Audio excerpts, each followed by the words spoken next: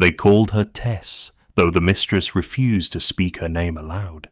In the corridors of Blackwood Manor, she was the girl with the crooked braid, the one who spilled tea, the one who flinched. But no one asked why she flinched. Not when doors slammed behind her, not when she limped slightly up the attic stairs. The manor was grand, thick with velvet, gold leaf, and silence. Silence was its currency. Screams, if they came, were swallowed by stone walls and miles of moorland beyond. Tess had been brought as a child, part of a charity placement, though she never remembered signing her name to any such kindness. She cleaned before dawn, peeled potatoes until her wrists burned, and stitched until candlelight blurred her eyes. If she cried out when punished, the mistress would simply say, "She must learn." And the others, they'd lower their gaze and scrub harder. Only one person noticed. Will, the stable boy.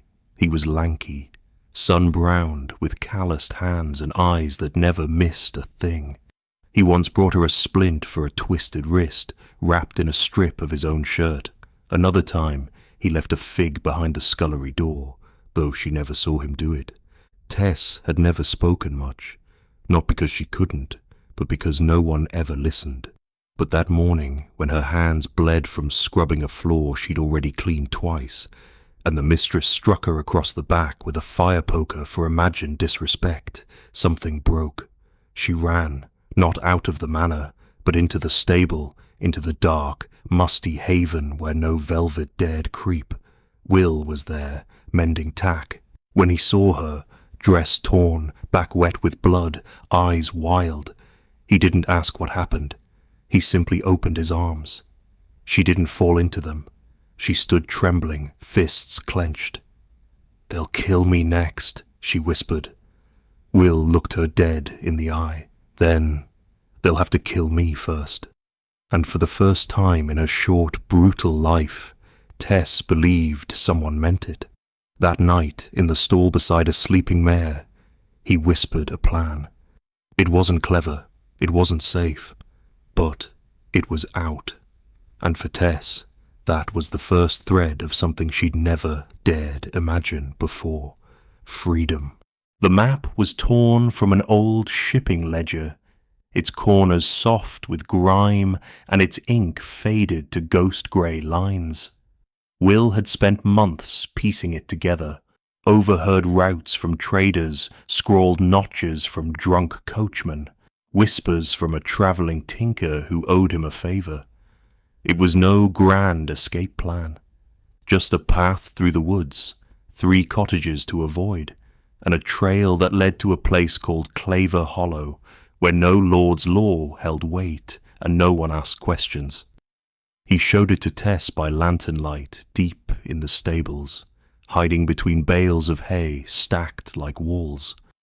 She traced the path with her finger, skin still raw where the mistress's ring had torn her cheek the day before. "How far?" she asked. 2 days if we move at dawn," Will said. 1 if we steal the grey mare." She stared at him. "You'd risk your place." He looked at her, really looked, like someone counting every scar and stitch.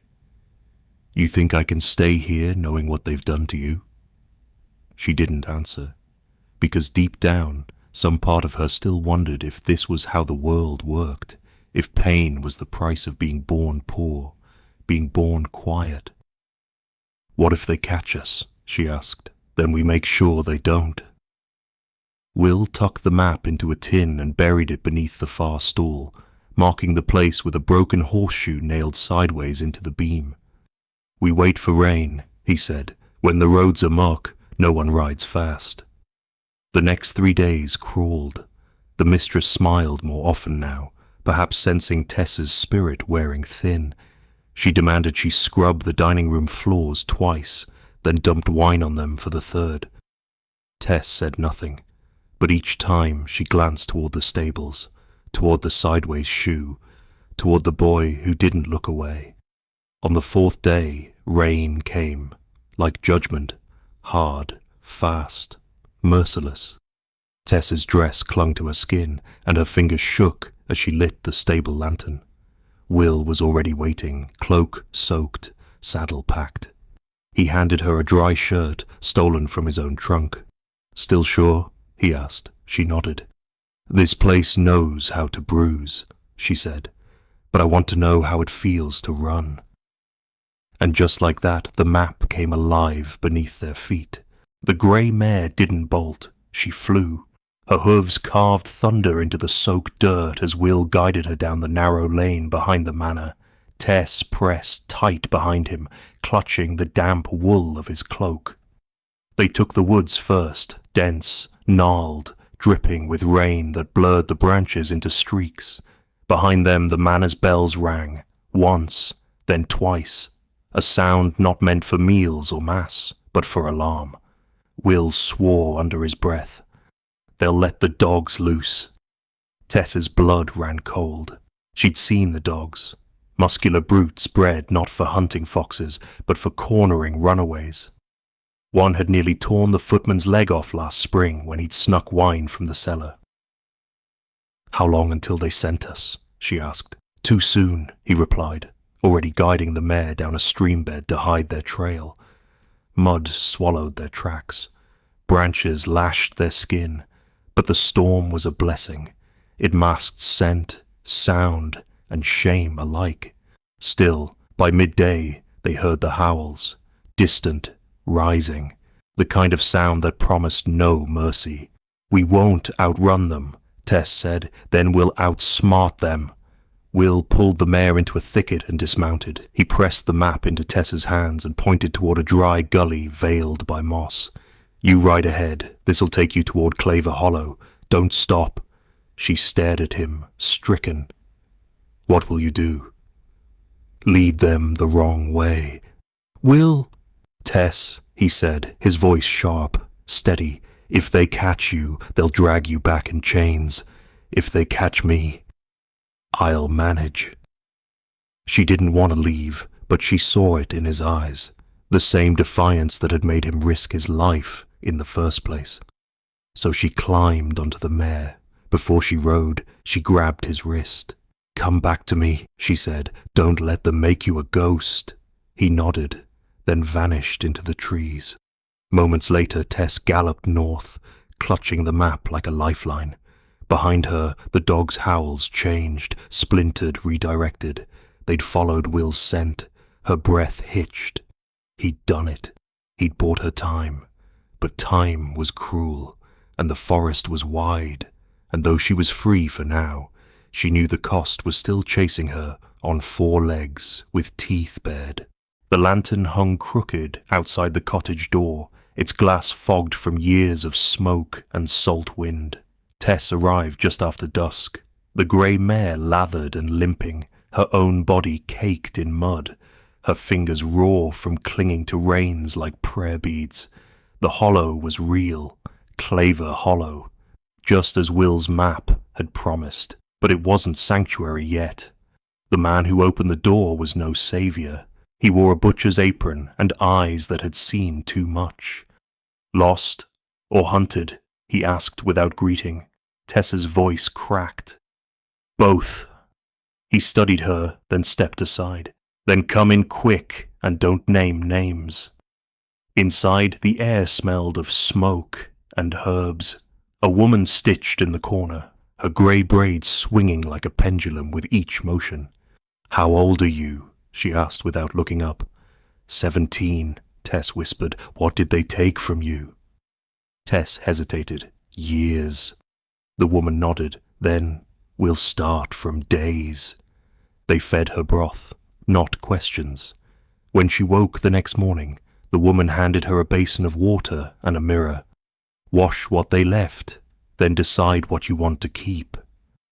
Tess peeled off her dress slowly, trembling at each motion. She hadn't seen her own body in full since she was 13. Her shoulder bore the mark of a poker burn, her lower back welts from switches, across her ribs a thin scar, perfectly straight, like something drawn with a ruler. She touched it and winced. Behind her the woman stood silent. "He carved his crest into you, didn't he?" Tess turned, startled. The woman's eyes were knowing, not pitying. They do that when they want you to forget your own name. Tess reached for a cloth and began to scrub. I haven't forgotten, she said, then stitch it into something new. That afternoon she sat beneath the crooked lantern and stitched her name, Tess, into the hem of a plain shirt. Not hidden, not secret, just hers. And when the woman handed her a knife and said, "If you want to stay, you help protect the next girl," Tess didn't flinch. "I'll stay," she said, "but only until he comes back." The boy? The one who turned back so I wouldn't have to. She didn't know if Will was still breathing, but she knew this. She would not rest while the one person who had seen her worth might still be running from those who never had. He arrived at dusk, slumped over the back of a mule cart like a sack of rags. 2 boys from the hollow had found him near the riverbank, half conscious, his face purple with bruises and rope burns etched into his wrists. Tess saw him before the others did. She dropped the needle she'd been holding and ran to the cart, the breath torn from her chest like she'd been kicked. "Will!" He groaned, cracked one eye open, and managed the ghost of a smile. "Took long enough." Then he collapsed. The healer woman worked through the night, whispering spells older than scripture, stitching flesh with fingers too precise for their age. Tess didn't sleep. She sat at Will's side, wiping his brow, whispering fragments of stories they'd once traded in the barn, about a life with windows that opened, about horses that ran for joy, not duty. He didn't wake. Not that night. Not the next. On the 3rd day, the healer turned to Tess with a heavy look. "If he doesn't wake by dawn, he may never." Tess nodded slowly, then rose. She walked to the edge of the hollow, where the forest whispered of things it had witnessed, and she screamed, not loud, but raw, a single cracking syllable of grief that tore through her chest. Then she went back to the cottage, and she laid her own shirt beside him, the one with her name stitched in it. "You gave me a map," she whispered. "Now I'm giving you my name. You don't get to leave me before I say it out loud." At sunrise, Will stirred. His voice was dry, slurred, but unmistakably his. "Didn't think you'd let me die easy," she laughed, wet, shaking, real. "Not a chance." He looked at her, pain dancing behind his lashes. "Did you make it?" "I did," she whispered, "and I stayed." The news spread fast through Claver Hollow. The girl who came crawling now stood. The boy who nearly died now breathed, together. The elders gathered that night and lit a fire at the village centre. "You two carry something now," the healer said, "and we protect what's carried with blood." Tess didn't look away. "Then let them come again," she said. "This time we don't run." And beside her, Will, barely able to stand, smiled like a man reborn. They kept it wrapped in linen, filthy, dented and still gleaming faintly beneath the soot. The metal crest had been pried from the buckle of Will's belt, the same one the master had strapped on him just before unleashing the dogs. It bore the sigil of Blackwood Manor, a lion with a whip in its mouth. Tess stared at it for hours after he woke, her fingers running over its cold edges like they were counting sins. "Burn it," Will rasped. "Melt it, smash it, I don't care." But Tess shook her head. Not yet. The forge in Claver Hollow wasn't grand, just a stone pit and a bellows carved from goat hide, but it burned hot enough to melt the past. On the 4th day, when Will could stand again, she carried the crest to the forge. The smith, a broad-shouldered woman with an iron-grey braid, looked her over once and said, "What do you want it to become?" Tess didn't blink. Something useless, something kind. So they heated the crest until it glowed red, then white, then nearly blue. Tess held the tongs with her own hands, sweat running into her eyes, her teeth gritted. She flattened the lion first, crushed its snarl into a whisper, Then she turned the whip into a curve, soft like a petal, like wind. When it was done, the smith placed a pendant in her palm. It was small, it was nothing, but it was no longer a crest.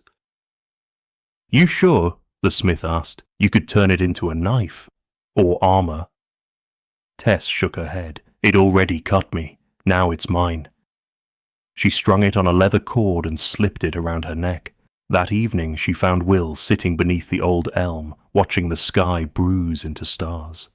"I thought you'd burn it," he said. "I did," she replied. "I just burned the part that owned us." Will reached out, his fingers brushing the pendant. "It's soft," he said, surprised. "So am I," she said. "Somehow." He looked at her then, not as the girl from the manor, not as the ghost they once whispered about in silence, but as someone who had carved her own shape out of iron. "If they ever come looking," he said, "what do we do?" She leaned back, eyes on the stars. "We remind them I'm not afraid of fire anymore." And the pendant caught the last of the firelight, soft and glowing, no longer a mark of ownership, but of reclamation. It was nailed at eye level on the old birch just beyond the border trail, where hunters passed through and merchants cut across the edge of Claver Hollow. No name at the bottom, just a seal pressed in wax, the lion's face, restored. The same that Tess had melted days ago. Someone from Blackwood Manor had been here. The letter was short, cruel in its precision. "Return what was taken. The boy is marked. The girl is unfinished." Beneath the words was a single scrap of cloth, Will's old stable tunic, torn and stained, but unmistakably his. Tess read it once, then again, her fingers curling tighter each time. "Unfinished," she muttered, "like I'm a task to complete." Will stepped forward slowly, his shoulder still stiff from healing. He looked at the letter, then at her. "It's bait," he said. "They want to scare you back." Tess tore it from the bark, crumpled it, and threw it into the mud. Then, "Let's teach them who they're hunting." That evening, the elders gathered again. News of the letter spread faster than fear. The smith offered to bar the southern path. The baker said his brother could track prints in the woods. But it was Tess who stood tall in the center of the circle and said, "We don't just defend, we name what happened." Out loud. The healer gave her a slow nod. "Then say it." Tess inhaled, then said it all.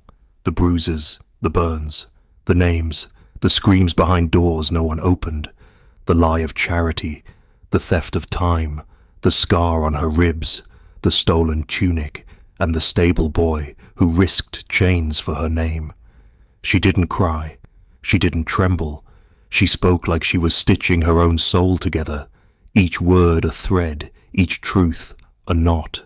When she finished, no one moved. Then the smith, hands blackened with soot, stepped forward and held up her palm. "We heard you," she said, "and now so will they." The next morning, the same tree bore a second letter, this one written in Tessa's own hand. "I am not unfinished, I am not owned, I am not coming back, but if you do, bring more than a letter." It wasn't signed, it didn't need to be. Her name lived in the hollow now, and no tree would ever carry her shame again, only her warning. It began with smoke, thin, bitter, rising from the north edge of the hollow, where the brush was driest and the wind cruelest. By the time the first shouts rang out, 2 huts were already ash and a third smouldering. Will burst through the smoke line, shirt over his mouth, hauling a child beneath each arm as flames licked at the fence posts behind him. Tess didn't run. She grabbed buckets, passed them hand to hand, shouted orders like someone born to be listened to. This wasn't fear, this was fury. "They didn't come with swords," she barked to the smith, "because they knew we'd match them. They came with fire because cowards don't fight, they burn." The villagers fought back with wet cloths, soaked grain sacks, and lines of buckets that moved faster than any noble's command. And when the flames began to curl toward the healer's hut, where the old stories, the medicine, and the babies slept, Tess raced ahead, alone. She pulled the burning thatch down with bare hands, coughing, eyes stinging, arms screaming. Will tackled her out as the roof caved, covering her with his body as ash rained down like snow. When they looked up, the fire was dying, not from wind, from will. They had beaten it, not with power, but with presence. When dawn came, the damage was real. Half the north fence was gone, 2 homes blackened, but not a single life lost. Not this time. In the ashes, Tess found a mark scratched into stone, the lion crest, carved with a blade tip, then spit upon. A message. We can reach you. She didn't blink. She spat back. That afternoon she walked barefoot through the soot and stood on the highest ridge, a sword strapped to her back, her pendant catching sunlight like a second sunrise. She turned slowly, so every pair of eyes could see her. We don't hide anymore, she said. If they come again, we don't run. We rise. No one argued. That night, the children sat closer to the fire, not from fear, but from faith. Faith that someone had chosen to stay, to fight, to make sure no more names would be carved beneath bruises and scars. And in her sleep, Tess dreamed not of fire, but of fields, warm hands, and the sound of footsteps returning home. Blackwood Manor's east wing had long been avoided, even by the servants who still dared walk its halls. The door at the end of the corridor was boarded now, its frame scorched from firelight that had once leaked through in the dead of night. They said the girl who slept there had vanished. They said the stable boy was buried in a ditch. They said a fire had taken the truth with it. But none of it was true. The door had been sealed not to forget, but to contain the shame of what they'd done. Inside, behind the planks and dust, the bed still bore stains of blood not cleaned, the walls etched with desperate carvings. I am still here. They will not hear me. My name is... But the last was never finished. On the 10th day after the fire in Claver Hollow, a letter arrived at Blackwood Manor. Not sealed, not polite. Just 5 words painted in thick strokes across rough parchment. You didn't break her. Try again. The steward opened it with shaking hands. He showed it to the mistress, whose lips paled. She's alive, he said, voice thin. They both are. That night, without ceremony, the mistress ordered the east room permanently sealed. Bricks, mortar, lime wash. As if the wall had always been there. But the ghosts inside it would not be buried. In Claver Hollow, Tess lit a fire of her own. She stood with the smith and the healer and Will beside her, telling the children the story, not softened, not twisted. There was a house, she said, and inside it a girl forgot how to say her name, but someone remembered it and came back. Will reached into a satchel and pulled out the pendant Tess had melted weeks ago. He'd polished it, added one more line, etched with a nail. Risen. She took it, hand steady, then turned it over. Do you remember that room? He asked. She nodded. I remember everything, and now so will they. The room was gone, buried in stone and silence. But Tess was louder now, her name stitched in cloaks, whispered in lullabies, carved into doorposts where no master's key would ever fit again. She had escaped not just the walls, but the forgetting, and she would not let the world unwrite her. Spring crept in like a quiet promise, and with it came a peace Driftend hadn't known in years. No gunshots, no riders on the ridge, just the sound of hammers building homes, of babies crying in the night and being answered, of a town slowly becoming whole again. At Dale's place, the porch rail had worn smooth from so many hands leaning on it, neighbours, wanderers, friends. Inside, Will had learned to laugh. Not just smile, but laugh deep and full, like the kind only children born into healing ever learn. He was learning to walk too, one shaky step at a time, always between Cora and Eli, like he knew he belonged to both, even if no paper ever said so. On the first warm evening of May, the townsfolk gathered under the cottonwoods for a potluck. Miss Adeline brought bread, the preacher played fiddle, and Cora, dressed in the same calico she'd once bled through, stood and thanked them for letting me stay, for not asking too many questions, for giving Jonah more than a chance, giving him a name that means something. She looked at Will then, and they all did too. He stood slower than most, with the weight of everything he'd carried still visible in the curve of his back. "I don't know what a family is supposed to look like," he said, "but I think I know how one's built." They didn't cheer. They nodded, like it had already been decided long before he said it. That night, as the children fell asleep in hammocks and the fire crackled low, Cora spread out a quilt she'd stitched by hand. Not a pretty one, just warm. Each square was a scrap of something survived. A dress from the farm, a bandage from the river, the shirt Will had worn the day he first said, "Don't let him take him." On the corner, she'd stitched one last piece. Not a symbol, not a name, just a single line. We stayed, and it was true. They had not been buried. They had not been silenced. They had stayed through pain, through doubt, through all the things that should have sent them running. But this time, no one left. They built, and beneath the dirt they once bled into, the roots of something new began to grow. Please like, share, and subscribe to support more redemptive stories from the heart of old England here on Echoes of England. If you had escaped a place that erased you, would you return to plant something better? Tell us in the comments.